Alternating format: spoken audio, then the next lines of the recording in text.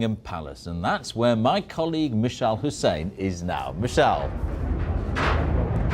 George, thank you and welcome to Buckingham Palace exactly 48 hours from now, this time on Friday. There'll probably be thousands of people standing in the area of the palace right behind me, and they will be just moments away from catching their first glimpse of Prince William and the woman who by then will be his wife, returning from Westminster Abbey to their wedding reception here at Buckingham Palace. Now, Friday will be an occasion of tremendous significance for Britain's royal family. It'll be trying to strike the right blend between tradition and contemporary relevance. And of course, the two people at the heart of it all represent the future of this institution.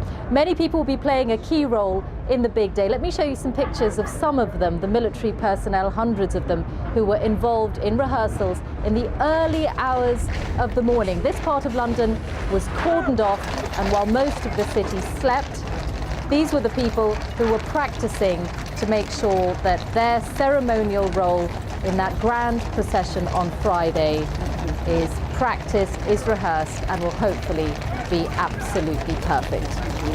These are the people who will really provide the backdrop for William and Kate and all the pomp and pageantry that is associated with a British royal occasion like this one. Now, in the Abbey itself will be almost 2,000 wedding guests. I'll be speaking to one of them in just a moment. But let's get this report now from my colleague Daniela Relf, who's been travelling the route that we'll see on the day. Steeped in more than 1,000 years of history, Westminster Abbey has hosted 15 royal weddings. On April the 29th, it'll be the focus of billions around the world for its 16th, the marriage of Prince William and Kate Middleton. So, what will you see and where? It's after the wedding that you'll get the best views of the couple as they leave Westminster Abbey in an open-top carriage to Buckingham Palace. The journey is due to start at about 12:15. It should take between 15 and 25 minutes. They'll first travel past the Houses of Parliament and Big Ben through the crowds on Parliament Square. From there, they'll head up alongside the government buildings of Whitehall. Just ahead, the royal bride and groom will pass the cenotaph, whereas King William will one day lead the country in remembrance. Then they'll pass the gates of Downing Street. The Camerons are wedding guests, but will also host a street party later in the day. After passing the Ministry of Defence, the State Landau carriage turns left through Horse Guards Arch, momentarily disappearing from view before arriving on Horse Guards Parade, most familiar as the location from where the Queen watches the annual Trooping the Colour. From here it's on to the bottom of the Mall, and in front of them the Duke of York Memorial, where the biggest crowds of all are expected. As they head along the road that's home to so many grand occasions, they pass the statues of King George VI and Queen Elizabeth, the Queen Mother, William's great-grandparents. A poignant memorial to one of the happiest of royal marriages. 500,000 or more are expected to see the newlyweds from the Mall.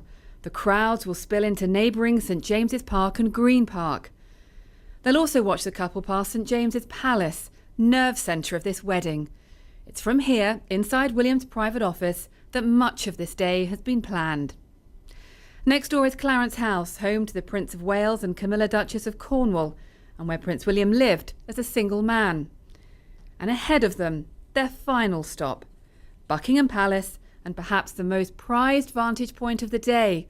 If they stick with tradition, expect a moment of history, the balcony and the kiss.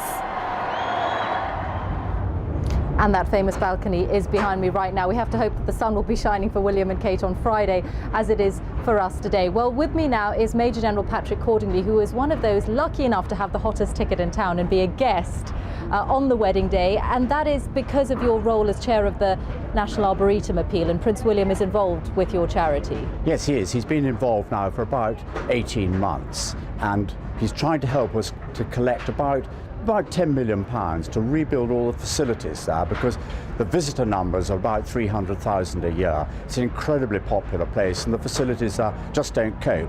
And I imagine it's close to his heart because it's in memory of fallen servicemen, and of course he knows some of the people who have lost their lives personally. Right in the middle of the whole of the Arboretum is a thing called the Armed Forces Memorial, and all the names of the soldiers, sailors and airmen who have been killed since the end of the Second World War are there.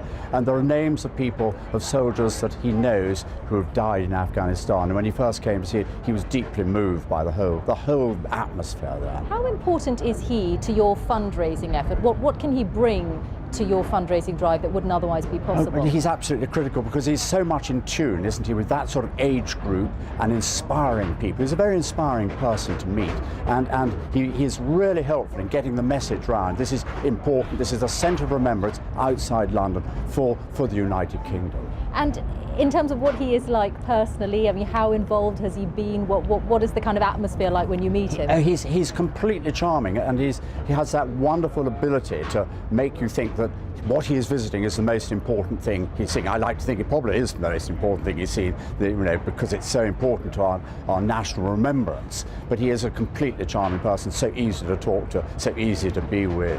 Now, you'll be at the Abbey on Friday. You also have an insight from your former career in the Army about what it's like for the armed forces involved in all of this, because they really do provide the ceremonial procession. I can promise you that those people who are actually involved in street lining or taking part, they'll be so proud. I mean, this is such an enormous event, and for those special people, a lot of them are chosen because they've served with him, to actually be there, to be route lining, to see the couple as they go past, it is just so exciting. It really is. How will you be feeling on Friday? I'm going to be really excited. I mean, I'll probably end up behind a pillar in the Abbey, but never mind, I am going to be there at the centre of this, I think, momentous occasion. I really am very, very excited by it. Enjoy it, General Patrick Audingley. Thank you very much indeed. So it'll be William and Kate's big moment in 2 days' time. And of course, we are told by the Palace that they are trying to be absolutely in the driving seat and leading this as much as they can. George, back to you.